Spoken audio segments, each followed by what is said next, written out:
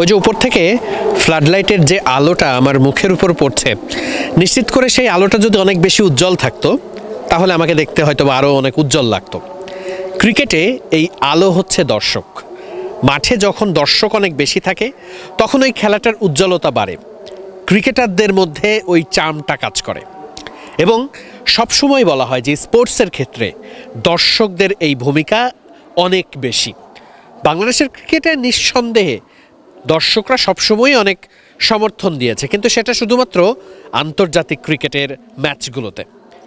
এই যে ঘরোয়া ক্রিকেটের একটা আসর হচ্ছে, যেটা সবসময় আগে সমালোচনা করা হতো যে বাংলাদেশ ক্রিকেট বোর্ড ঘরোয়া ক্রিকেটের ম্যাচ আয়োজনের ক্ষেত্রে খুব বেশি আয়োজন করে না, দর্শকদের জন্য ব্যবস্থা থাকে না, কিংবা ম্যাচের আয়োজনের ক্ষেত্রে ব্রডকাস্টিংয়ের ক্ষেত্রে বাংলাদেশ ক্রিকেট বোর্ড খুব বেশি উদার হয় না।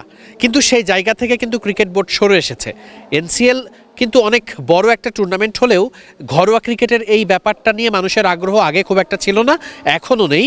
কিন্তু বাংলাদেশ ক্রিকেট বোর্ড এনসিএলে ব্রডকাস্টিং এনেছে, এমনকি সেটার উদ্বোধন, জার্সি উন্মোচন, এই ব্যাপারগুলোর ক্ষেত্রেও নতুনত্ব আনা হয়েছে।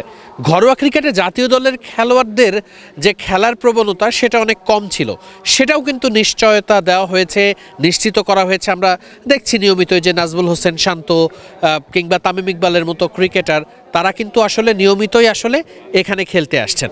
সুতরাং এই জায়গাটাতে দর্শকদের সেই ইনপুটটা কিন্তু অনেক বেশি জরুরি। আমরা আজকে সরেজমিনে যেটা দেখেছি যে সিলেটের বিভিন্ন রাস্তায়, সেই রাস্তায় কিন্তু আসলে মাইকিং করে দর্শকদের জানানোর চেষ্টা করা হচ্ছে যে এনসিএলের ম্যাচ হচ্ছে।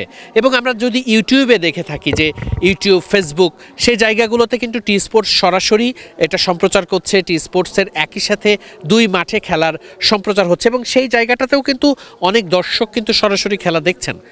এখন প্রশ্নটা হচ্ছে, সবাই তো সিলেটে হয়তোবা খেলা মাঠে বসে দেখতে পারছেন না, তাহলে এই জায়গাটাতে দর্শকদের ইনপুটের জায়গাটা কোথায়? হ্যাঁ, একটা জায়গায় কিন্তু ইনপুটের সুযোগ রয়েছে। এই যে চলমান একটা আন্দোলন চলে গেছে, দেশের নানান বিষয় নিয়ে অনেক পার্সপেক্টিভ তৈরি হয়, এই জায়গাগুলোতে যারা সোশ্যাল মিডিয়া ব্যবহার করে থাকেন তারা কিন্তু নিজেদের ইনপুটটা দিয়ে থাকেন সোশ্যাল মিডিয়ায়।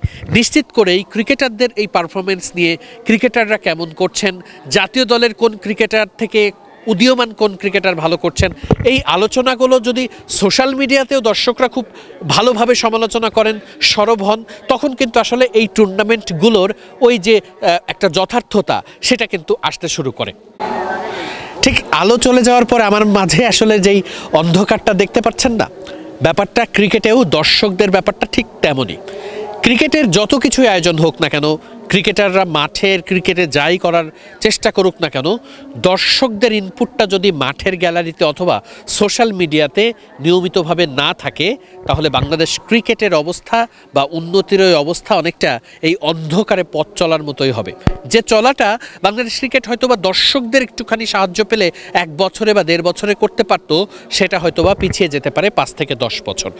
ভারত, অস্ট্রেলিয়া, ইংল্যান্ডের মতো বড় দেশগুলোতে ঘরোয়া ক্রিকেটেও দর্শকদের আগ্রহ অনেক থাকে। হয়তোবা আমাদের দেশের ক্রিকেটের স্বার্থে দর্শকদের এখন সময় হয়েছে ঘরোয়া ক্রিকেটের সেই ইনপুটটা দেওয়া। অন্তত গ্যালারিতে না থাকলেও সোশ্যাল মিডিয়ায় নিজেদেরকে সরব উপস্থিতি জানানো, ক্রিকেটাররা যাতে ওই ফিলটা করতে পারে তাদের ম্যাচ দর্শকরা দেখছেন, তাদের ম্যাচ নিয়ে আলোচনা হচ্ছে, বিসিবিও যাতে সেটা অনুধাবন করতে পারে। তবেই আখেরে মার্কেটিং, বিজনেস, মাঠের খেলা সব জায়গায় লাভ হওয়ার সুযোগ থাকবে। সিলেট আন্তর্জাতিক ক্রিকেট স্টেডিয়াম থেকে ওয়াহিদ মুরাদ, মিডফিল্ড।